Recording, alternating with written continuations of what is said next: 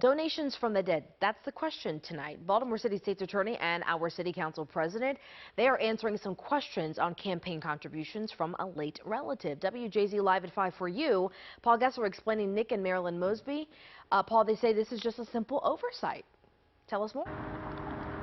Now, the latest questions for the Mosby center around donations made by Marilyn's late grandfather, who died in 2015. The Mosby say this issue, first reported by the Baltimore Brew, is simply a matter of how names appear on a check. Marilyn Mosby's grandfather shows up as a $500 donor last year, nearly 7 years after his death. This was disclosed in an annual campaign finance report filed January 19th, 6 days after she was indicted on perjury and mortgage fraud charges.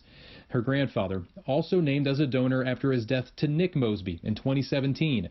In a joint statement, the Mosbys say the donations are from the grandfather's widow. The statement in part reads, "It's common practice for campaign donation filings to associate the name listed first on a bank check as the contributor. But in this case, the campaigns should have listed Mrs. Thompson, since the contribution came from her and she signed the check. This is a simple administrative oversight," it continues. The campaign report will be updated. None of this appears in the federal case against Mosby. Her defense lawyers this week claimed government lawyers are threatening the May 2nd trial date by not disclosing whether it plans to call expert witnesses and who they may be. People don't feel safe. On Tuesday, another challenger filed to run for Marilyn Mosby's seat. Thiru Vignaraja and Ivan Bates are the only two candidates to file for city state's attorney. A third, Roya Hanna, says she'll run as an independent. Mosby still has 3 weeks to file.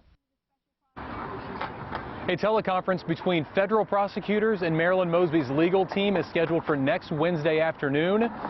Jury selection in her federal prosecution is set for 5 weeks from now. For now, reporting live in Baltimore, I'm Paul Gessler for WJZ.